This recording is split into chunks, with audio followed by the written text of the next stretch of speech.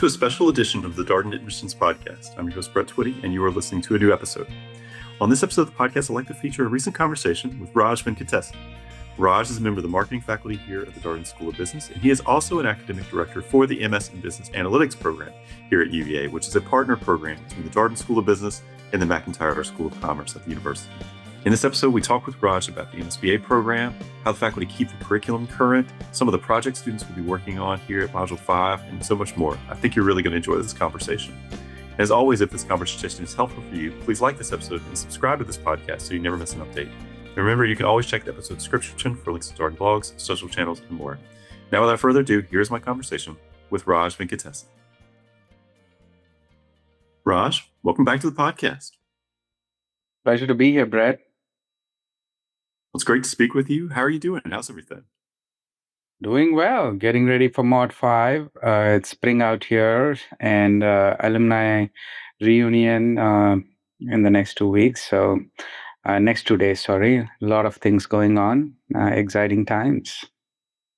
Yeah, that is the nature of spring at the Darden School, where you have big mid-student weekend, Darden Days, followed by alumni reunions, and then just a few weeks later, you're going to have graduation for our MBA students. It's a pretty incredible couple of months. Yeah, it's going from one meeting to the other. And I'm also teaching in the residential MBA program, my elective. So that's going. It's on digital marketing and a lot of AI in there, and so a lot of hubbub. Yeah, can I ask you about your elective? Can you tell us a little bit more about the digital marketing course? So digital marketing, I teach for the first years. These are people who are getting ready to go to their internships, and think about it as giving them a toolkit to learn how marketing stays the same and also changes with digital, and now more so with AI. The course is structured around infrastructure, which is basically all the platforms through which you can advertise, and privacy concerns and data governance. And then we cover owned assets, which would be your own website, customer engagement, customer journey mapping, how do you deliver excellent service, and also monetization and sales strategies for enterprise software. And on the paid side, then you get into your understanding customer insights using online data, paid search advertising, YouTube advertising, influencer marketing, and then there's integrating simulation and some discussion about ethics and how consumer behavior is evolving. So a lot of newer topics. Every year I need to figure out new cases, and also I give some options for students to select topics they want to discuss, 2 topics in the early part of the class, like in the first week itself. And then that allows me, and I pick the 2 most popular topics. And towards the end of the course, they have, I provide them materials based on their selections for discussion in class. So there's some flexibility in terms of some things that I prescribe and also things that are more current that they are interested in knowing more about. So, and that gives me an excuse to learn about what's going on as well. What are some of those hot topics that students have indicated they want to talk more about? So influencer marketing always is a hot topic, although I have a class on that. They want to talk more about it. Tomorrow is that class where we'll talk about creator economy. Basically, people like Mr. Beast, or for example, becoming creators of their own and having their own platform. And now Mr. Beast is on Prime Video as well. There's this food blogger, Keith Lee, primarily around DC and other regions. He has become famous mainly by his TikTok videos, but his whole shtick is he doesn't take money from anyone. He just goes, orders the food, and comes out, sits in his car and eats and shoots a video on how all the food was. and he doesn't go to he goes to like, casual restaurants, not like fancy restaurants. So he's gotten, and there was a review, there was a piece about him in New York Times on like how he has changed the whole food critique industry, where he's the anti-Michelin, right? And so, and this guy has become big, and there's another TikToker, University of Miami student, who became big in the cosmetics and skincare space. And she's launched her own beauty brand. And did you know Time also has a 100 list of biggest influencers and creators? And so, and some many of them like this Mr. Beast, or even Alex Earl, who is this creator in the beauty in space, they have launched their own brands. And so and it's also Rihanna, you can think of with Fendi, but they have all, and it's not just that level of celebrity. You can gain a level of following as a influencer, and then you go into a space where you are launching brands. And Sephora, for example, has Sephora Squad, which is like a group of influencers that are recruited by Sephora, giving advice to people. So this whole economy has built up. And so what is the future of brands that creators make? Are they sustainable? And how do brands work with creators? So that is like the creator economy class. And the second hot topic was on how is consumer behavior changing with AI. More people going on AI for searching, and then you have the agents as well. Yeah, shopping maybe for you, and advertising on AI agents, yes, advertising on ChatGPT or Gemini is both have announced that ads will be coming. And so, how does consumer behavior change? How will consumers view ads on those platforms? How do brands engage with them? That's the next hot topic that they want to discuss. That's super cool. You mentioned you've been incorporating AI increasingly into the class. Maybe an example or two. We get this question from prospective students all the time about how are Darden faculty incorporating artificial intelligence into their class? So there's a class on consumer insights in this course where they have to use Google Trends AI, and they have access to a social media listening platform to understand consumer preferences for a brand, and look at competition, identify competition, and also then take that to identify what keywords to bid on.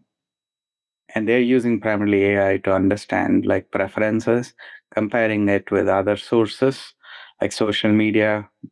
A lot of times social media doesn't get featured in AI, which is kind of interesting. The social that they have is Reddit, but your Instagram reels and YouTube reels, not much.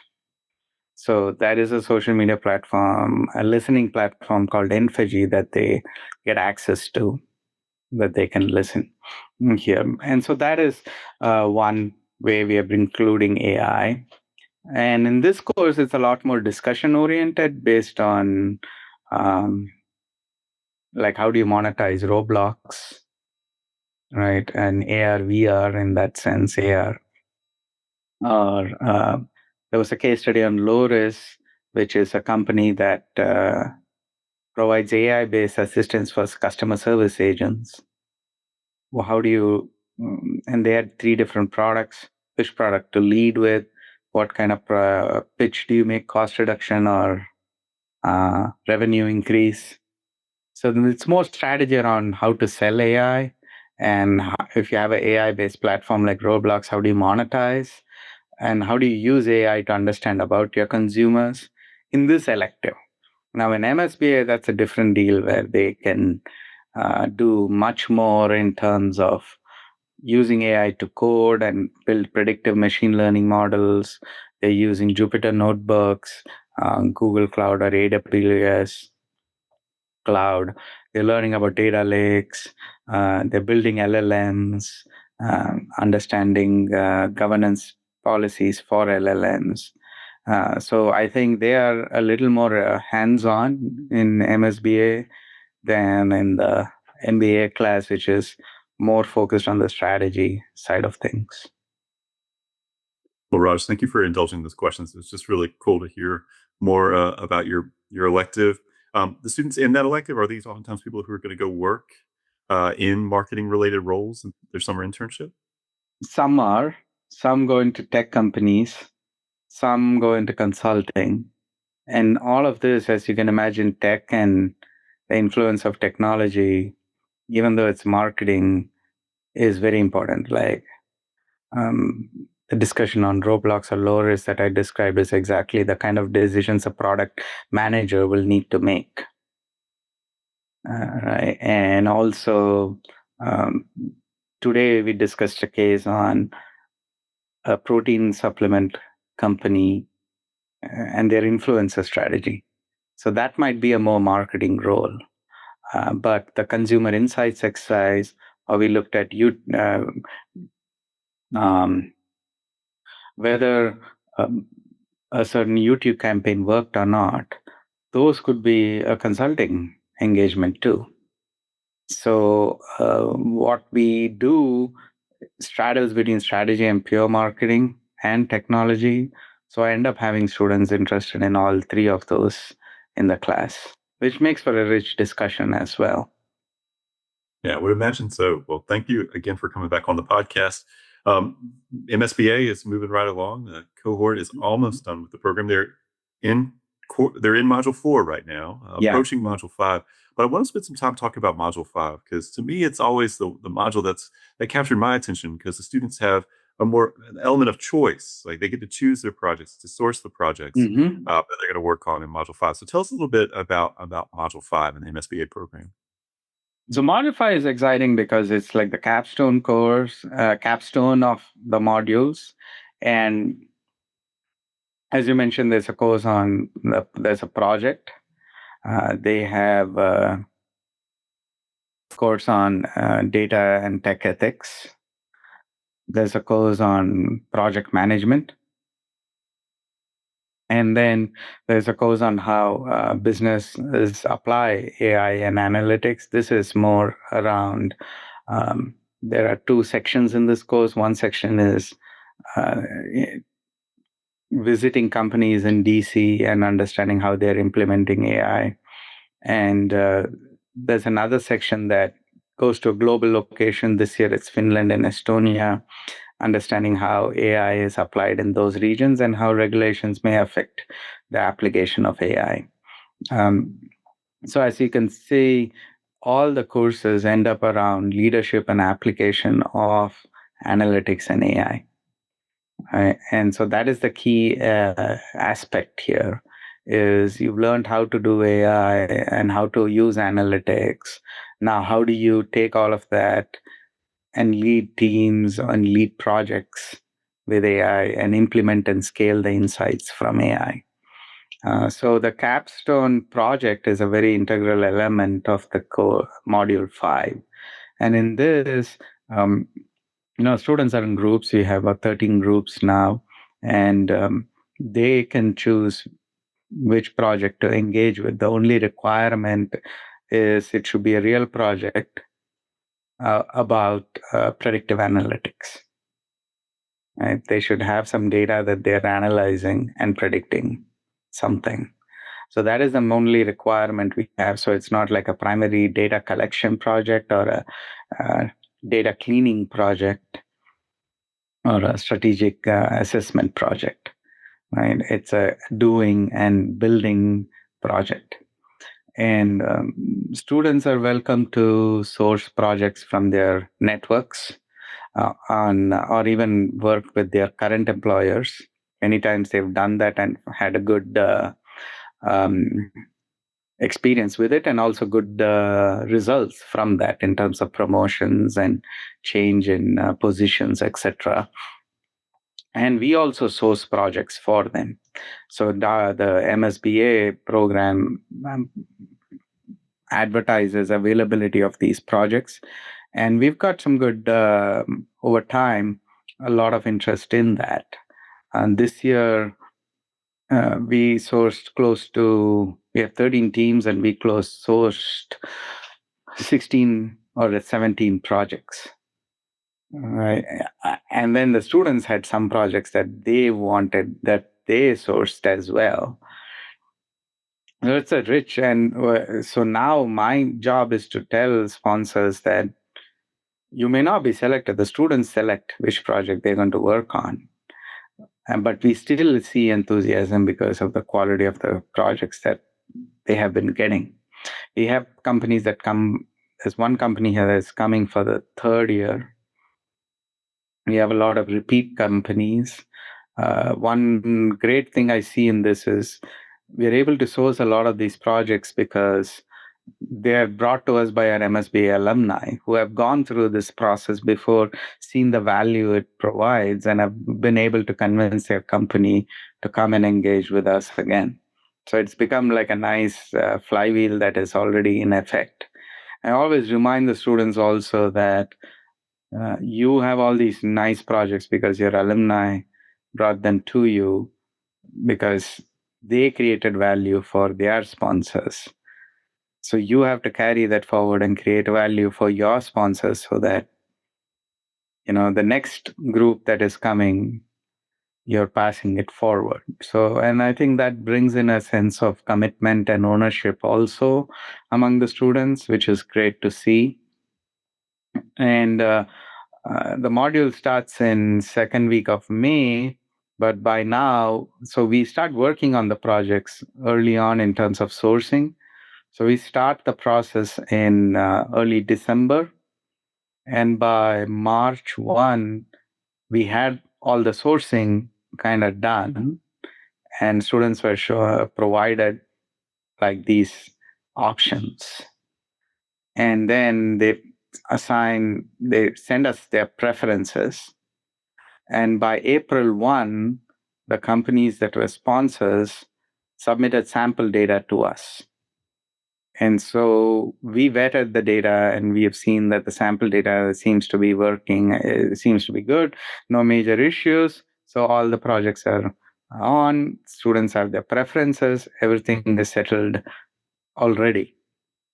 And now the students are in touch with the sponsors, the full data can be transferred to the students or however the arrangement needs to be done, so that when they start the project in May, all that work is done and they can then just focus their effort on the project. So we've done a lot of legwork earlier in like December to April timeframe where all of this is arranged. So now we have like 13 different projects running from different companies, right? Like we have a sports analytics company, a fraud analytics company, two defense contractors, a nonprofit, consumer packaged good company, two consumer packaged goods, a consulting company, healthcare, real estate. So wide range of industries. And that's also why we allow students to select, because they can then select the kind of industry they want to be in and learn deep into this. So it almost acts as an elective where they're like pursuing their interests. And so it's exciting to see all of this come together. The sponsors, some also come to the final presentations, so they can meet the students in person if they've not already done that. And that's right before graduation. So it's a nice little graduation at the end when they're presenting the capstone to the sponsors. Thank you for that summary, Raj. It obviously sounds like an exciting time for the students in the program. I'm curious, what if you had like 20 students who wanted to all do the same project? How do you figure out, the assignments or who gets to do what? I imagine some projects might be more popular than others. Yeah, so yeah, of course, that does happen. So we ask for three rank order 3 preferences. And also some in terms of like it's not just 1, 2, 3. Sometimes students are indifferent between 2 projects or just slightly prefer one over the other. And then we try to do some fit also based on if somebody is working in that industry or some industry insight, then we would give them preference. But also sometimes sponsors have projects where they can be split into 2 halves, so we can do that as well. If a student comes to you with their own project, how do you vet and evaluate that project? Yeah, I talk to the sponsor. Almost all, even with the ones we source. I've talked to all 16 of the sponsors because one is I can say from that whether they're committed and are they going to follow through. I also communicate the commitment that this is that it requires, but also I brainstorm with them the right kind of project that will be addressing their needs and also the needs of the students and the needs of the course. I'm curious, are there any favorite projects you've had from the past MSBA cohorts? Any projects that stand out in your mind? So you can't say favorite, right? You can. We did some project with Boeing. That was interesting. That was on predicting part failure. That was interesting. We did for UVA purchasing. We did the inventory management and sourcing project. We did one for a big ad agency, a digital ad agency, a project on predicting who their on predicting building an acquisition model, right, to predict which prospects will become customers. We've done a few projects with nonprofits, mainly around, like for Bond Secors, we did a project on raising donations and targeting donors. We have done projects that this year it hasn't happened, but usually there is a coffee shop or a brewery trying to understand which SKU sells the most and how to advertise their um, products. We have done a project on a business that's a nonprofit helping source donor. The nonprofit is based in Kenya, and they were looking at how to predict the demand for fertilizer from farmers, and that was in Kenya, right? And so yeah, and Riska is a nice company that's come third time, and this is on fraud detection and in money laundering. Right? And so a lot of variety and a lot of interesting. I learn a lot from all these projects of the different industries as well. Yeah, I was going to say that's quite a diversity of projects. Yeah. In your opinion, what makes for a great project for students? I think the project, what makes great is, first of all, students feel like they made an impact with the sponsor, that the sponsor feels that this project provided insights that is going to drive some action within the sponsor. Number two, it provides them a way to apply the skills they have learned in the MSBA in a real situation in an effective way. There's good data, good challenges in bringing the data together, in trying out different models and selecting the model that works the best. And there's an insight that comes out that is clear that they can then recommend to the sponsor. And also, engagement with the sponsor is important. The sponsor is committed, clear, giving them guidance, and shows and is encouraging the students to, is and shows that they care about the project. I think that is really important. Well, the MSBA program is one of those programs that feel like you're all constantly adding new things, trying new things. Obviously, technology continues to evolve.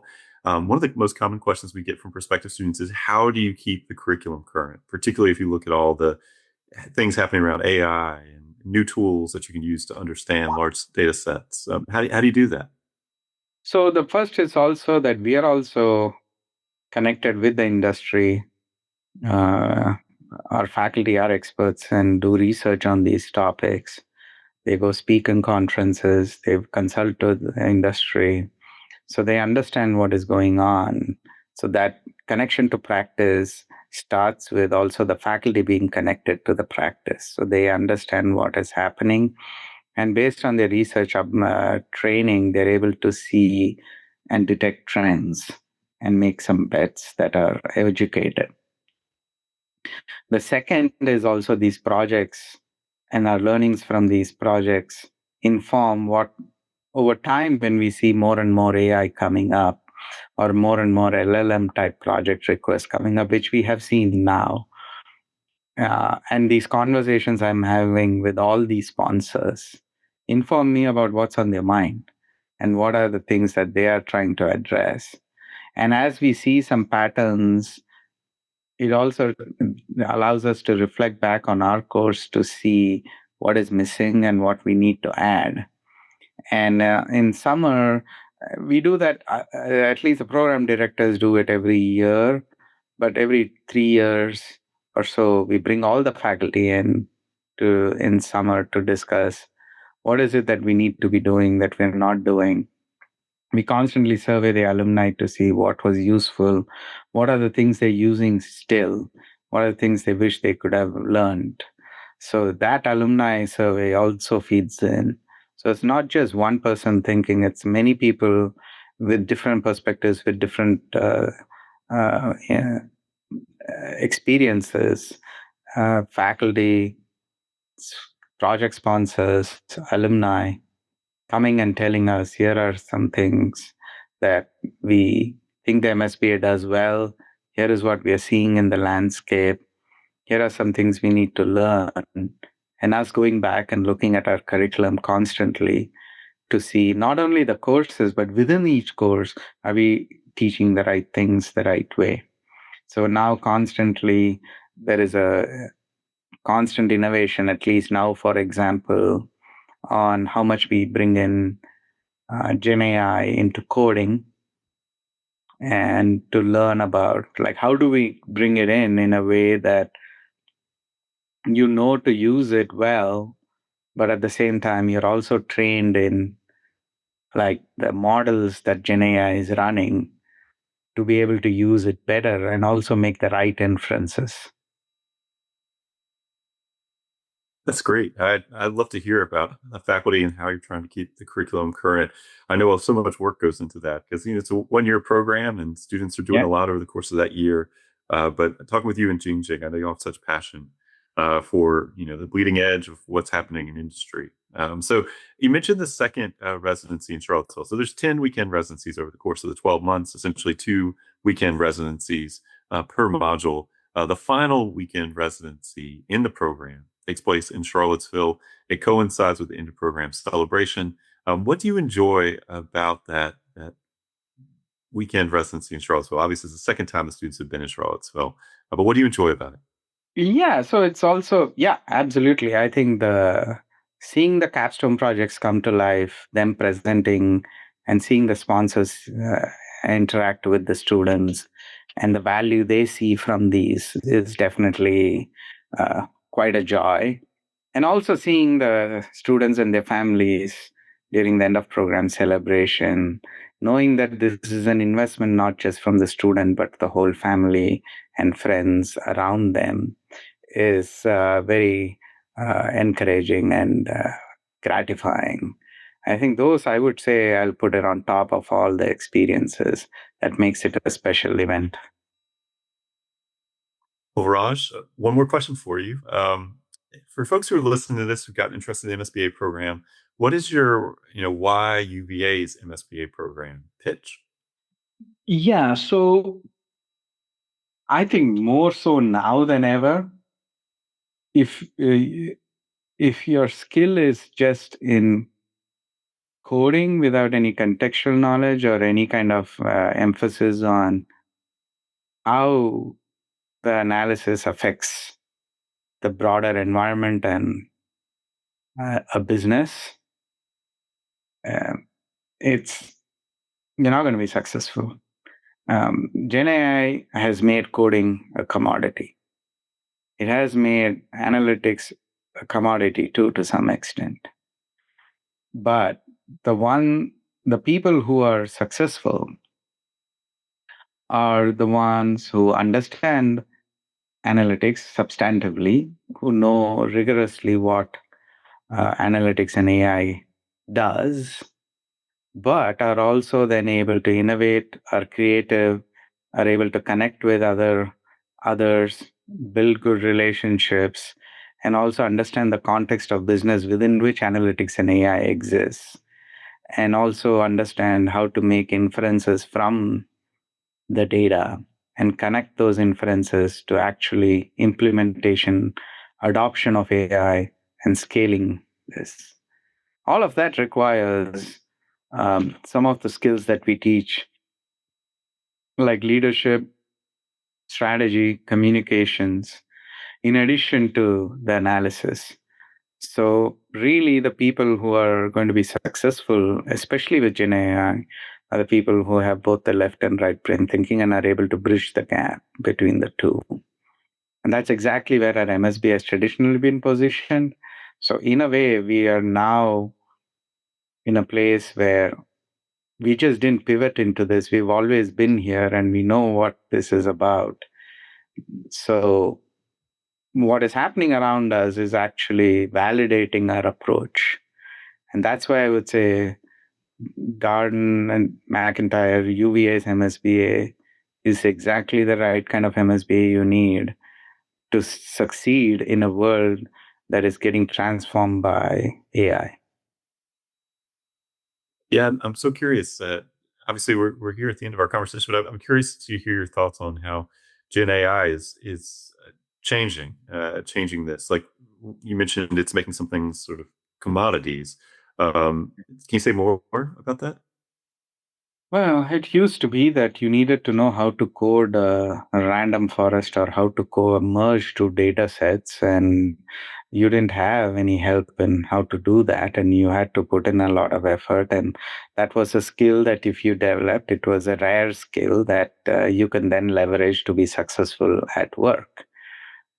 Now you can ask Gen AI to merge data sets based on some criteria, it will do that, or it'll write a code for you to do that. And then you can ask it to analyze and just say, here is my dependent outcome I want to predict, and here are some features I want to see.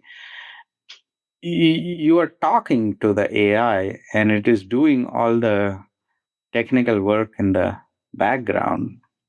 So, what is a skill that is important now? The skill is knowing what to do, asking the right question, understanding if the AI is giving back what you need and the right thing. So the skill set is changing. And how do you know what the right question to ask is? You need to understand the business context. You need to be able to talk to consumers. You need to be able to build relationships with the brand team or the product team if you're a data scientist. You need to be able to tell even the AI what you want and translate what the business wants into what an AI should do, take what is there from that and translate it back. And so those are rare skills. Those are skills that you need to train yourself in. You don't have an AI doing it. And so as AI gets better and better, and it already is there, any investment that you put into, oh, I can code something myself, is not going to, help. So that's kind of what I meant by that. Right. I don't know what's the right analogy there for this, you know, or for example, I'm the best at putting together a pizza pie. Great. But then I can get something that is very high quality, either from a store or from nowadays even frozen, and put it in the oven. And I'm not saying there is no value for a handcrafted by you pizza, but the people who appreciate it and the instances where you appreciate it is getting smaller and smaller. And that's kind of what it is. People who can code by hand by themselves, it's like, or another example is stitching a handbag like by hand, like Hermes, like, versus something that is built by a machine. So the people who are artisans, who are good at stitching, you need less and less of them. And the niche, it's become a niche, which is kind of what coding has become. And so the people who are in need are the ones who understand what the customer preferences are for this handbag or this pizza pie, and can understand and specify those preferences and know how to get the machine to do the work for you. Yeah, I think all of this is super interesting, particularly with your role with the Lacrosse Institute here at Darden. Oh, yeah. I think that gets another place where you can see how, I get input in terms of what's going on in the world, because we engage in conferences with a lot of industry folks. Through the Lacrosse Institute, we build case studies, which is also valuable. We're also through this course on impact of business, like the DC Trek and the Global Trek. You're hearing from companies what is going on. So we're constantly in the mix. We're not like separated from industry. Well, Raj, thank you so much for taking some time out of your afternoon for this conversation. It's great catching up with you, and always so much fun hearing about what's happening in the MSBA program. Looking forward to hearing more about the student projects in Module 5. And thank you, Brett. I always enjoy talking to you, and thank you for all you do for us. And I'm looking forward to Module 5 and growing the MSBA with this exciting world of AI. And that was my conversation with Raj Venkatesan, a member of the marketing faculty here at the Darden School of Business and one of the academic directors for the MS in Business Analytics program here at the University of Virginia. As always, if you have any comments, suggestions, requests, and you'd like us to cover here on the podcast, we're all ears. We can be reached at Darden, that's DARDEN, @virginia.edu. Until next time, stay safe, be well, and thanks for listening.